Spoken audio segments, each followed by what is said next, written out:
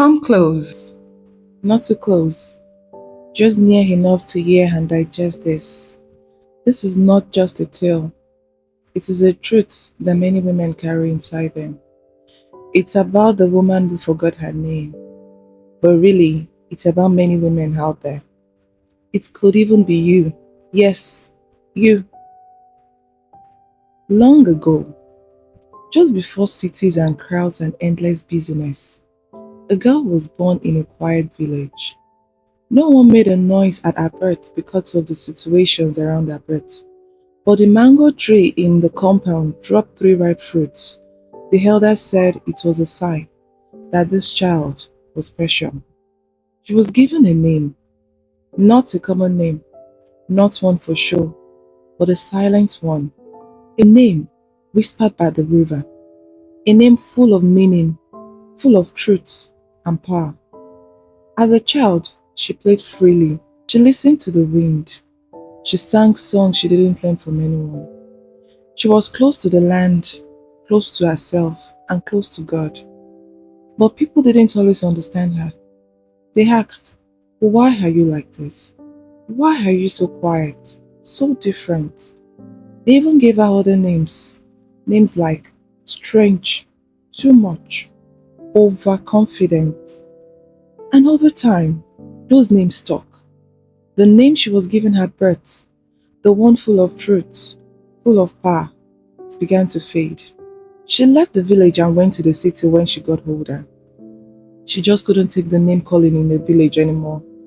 She wanted a change, and so she worked hard. She smiled when she needed to. She laughed harder without joy. She perfected the art of fitting in. People there also gave her new names. Names like Boss Lady, Slay Queen, Miss Independent, Miss Perfect. She wore those names too, like clothes that didn't quite fit. She prayed, but not with her full heart. She danced, but not with joy. She laughed, but something was lost. Something was missing. At night, alone, she would ask, "Is this really me? Is this who I was made to be?"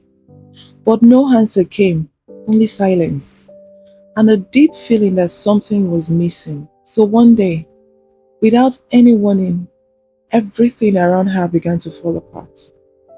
She could no longer pretend.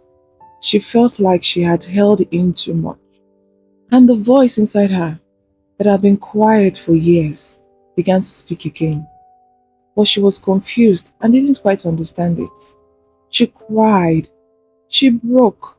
She felt like she had failed. She didn't even recognize her own voice anymore. So she left the city. She didn't take much, just a scarf and a question. Who am I, really? She went back to her roots, to the place where the river still flowed, where the old Iroko tree still stood tall. There she sat and wept. She wept until she was full, and for the first time, she didn't rush to fix herself. In that silence, she asked God, "What did you call me before the world told me who to be?" And quietly, very slowly, she had, not with her ears, "You are not the names they gave you. You are the one I made with care, with dust and spirit. And I have never forgotten your true name." That night, she dreamt she was a little girl again, running barefoot, laughing without fear, singing without asking for permission. The river called her by her true name, and she remembered. She calmly washed in the river the next morning. She ate with a new strength, and old women who spoke with wisdom in their eyes.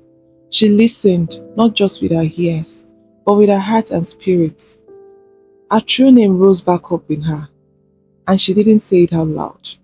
Some names are not for display, they are for living fully. When she returned to the city, she didn't try to impress anyone.